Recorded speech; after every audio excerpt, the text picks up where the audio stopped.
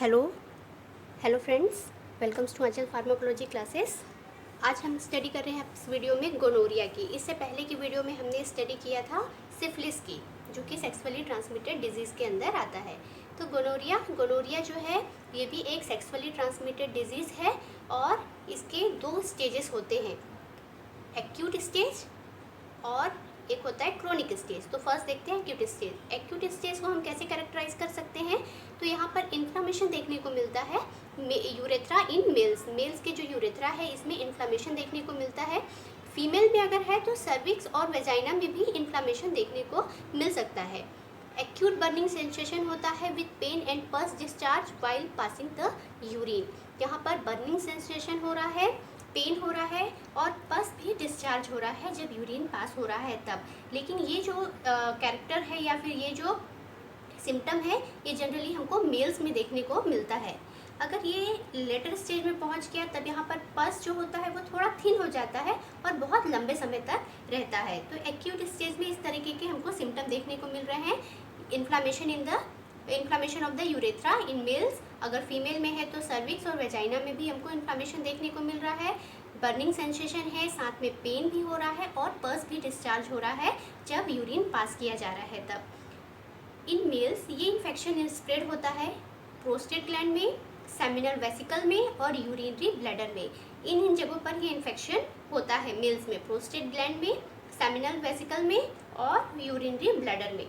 जबकि फीमेल्स में ये इन्फेक्शन स्प्रेड होता है यूट्रस में, पेरिटोनियम में और बार्थोलिन ग्लैंड में। इन तीन जगहों पर ये इन्फेक्शन रहता है। जनरली इस जो गोनोरिया डिजीज़ है इसकी स्प्रेड में मेनली फीमेल्स इन्वॉल्व होते हैं, क्योंकि फीमेल्स में इसके जो सिम्टम्स हैं, जो बर्निंग सेंसेशन है या जो पेन है ये बहुत ही कम रहता है। इस वजह से ये इनमें हिडन रह जाता है, उनको पता नहीं चल पाता है कि एक्चुअली में वो गोनोरिया से सफ़र कर रहे हैं। इस वजह से फीमेल्स के जरिए बहुत जल्दी स्प्रेड होता है। जब ये इन्फेक्शन आगे बढ़ जाता है, इस इन्फ्लामेशन और बर्निंग सेंसेशन से आगे निकल जाता है, हम इसको इस समय पर ट्रीट नहीं किए हैं, तब यहाँ पर हमको दूसरे सिम्टम्स देखने को मिलते हैं। खासकर हार्ट मसल्स में ये स्प्रेड हो जाता है, जॉइंट्स में, आइज़ में और meninges of the brain through blood. इन जगहों पर भी ये इन्फेक्शन स्प्रेड हो जाता है अगर इसे तुरंत ठीक नहीं किया गया तो। क्रोनिक स्टेज में क्या होता है? Structure of the urethra. यहाँ पर यूरेथ्रा का स्ट्रक्चर हो रहा है, मतलब स्पाज्म हो रहा है, नैरोइंग ऑफ द जो ओपनिंग है यूरेथ्रा में, जो ओपनिंग है वो बहुत नैरो हो जा रहा है। तो स्ट्रक्चर ऑफ द यूरेथ्रा ये देखने को मिल रहा है। इसके अलावा जो बिग जॉइंट्स हैं, खासकर शोल्डर, नी, रिस्ट और एंकल के जो जॉइंट्स हैं उनमें इन्फ्लामेशन भी हो रहा है। अगर फीमेल्स में ये गोनोरिया लंबे समय तक रह गया है तब वो उनको स्टेराइल कर देता है, मतलब उनकी फर्टिलिटी को अफेक्ट करता है, क्योंकि ये इन्फेक्शन इनके फेलोपियन ट्यूब तक पहुंच जाता है। इस वजह से जो फीमेल्स हैं वो जो कि गोनोरिया से सफ़र कर रहे हैं उनमें जो है फर्टिलिटी उनकी ख़त्म होने लगती है। इसके लिए जो पॉजिटिव ऑर्गेनिज्म है वो एक बैक्टीरिया है जिसका नाम है नेज़ेरिया गोनोकोकस। ये एक ग्राम निगेटिव डिप्लोकोकस बैक्टीरिया है, बहुत ही सेंसिटिव होता है और बहुत आसानी से डिस्ट्रॉय हो जाता है थ्रू ड्राइंग। अगर इसको हम हीट कर रहे हैं, ड्राई कर रहे हैं, तो उसके ज़रिए भी ये बैक्टीरिया जो है वो आराम से डिस्ट्रॉय हो सकता है। या फिर अगर हम कोई वीक डिसइंफेक्टेंट भी यूज़ करते हैं तब भी ये आराम से डिस्ट्रॉय हो जाता है।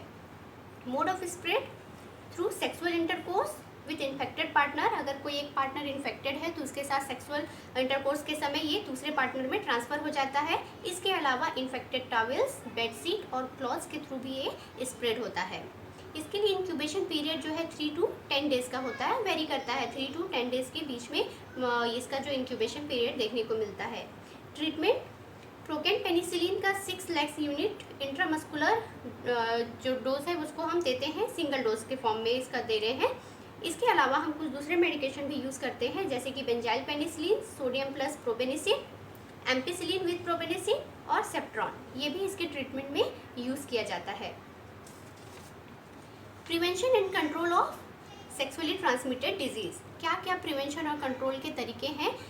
तो इससे बहुत सारे इसके जो केसेस होते हैं वो कुछ फैमिली प्रॉब्लम की वजह से ही है, जिसकी वजह से ये डिज़ीज़ जो है वो ज़्यादा फैलता है। इसलिए सबसे पहले क्या करना है कि उस प्रॉब्लम को फाइंड आउट करना है और कोशिश करना है कि उस प्रॉब्लम को जल्द से जल्द दूर करें, जिससे कि ये हेल्प करता है कंट्रोल करने में एसटीडी के स्प्रेड को। अगर कोई किसी का ट्रीटमेंट चल रहा है तो उसे बीच में से डिसकंटिन्यू नहीं करना है ट्रीटमेंट को, जब तक कि डिजीज़ जो है फुली कंट्रोल ना हो जाए। बहुत सारे लोग डिसकंटिन्यू कर देते हैं मेडिकेशन को, जिसकी वजह से उनमें ये प्रॉब्लम बना रहता है और बैक्टीरिया जो होते हैं वो बहुत लंबे समय तक उनके बॉडी में रह जाते हैं और दूसरों को इन्फेक्ट करते हैं। Condom should be use during intercourse. Prostitute should be licensed and regularly examined, कि उन्हें किसी तरह का STD का प्रॉब्लम तो नहीं है, इसलिए रेगुलरली उनका मेडिकल एग्जामिनेशन जरूरी है। Prostitution, broken family, family quarrels, marital disharmony, poverty and alcoholism, ये सबसे बड़े रूट कॉज हैं STD के। तो इनको प्रॉपरली ओवरकम करना चाहिए और रिहेबिलिटेट करना चाहिए, जिससे STD का प्रॉब्लम, STD का जो स्प्रेड है वो कम से कम हो सके। Overall living condition should be improved, अपने लिविंग कंडीशन को इम्प्रूव करके रखना चाहिए और impart health education to the public में STD के बारे में प्रॉपर जानकारियाँ देनी चाहिए, जिससे कि लोग इस बीमारी को समझ सके, ये कैसे फैल रहा है इसको समझ सके, ताकि इसके कंट्रोल करने में हेल्प हो सके। तो यहाँ पर ये कंप्लीट होता है। Thank you for watching this video. अगर आपको ये वीडियो अच्छा लगा हो तो इसे प्लीज़ लाइक करें, शेयर करें और सब्सक्राइब करें। Stay healthy and safe.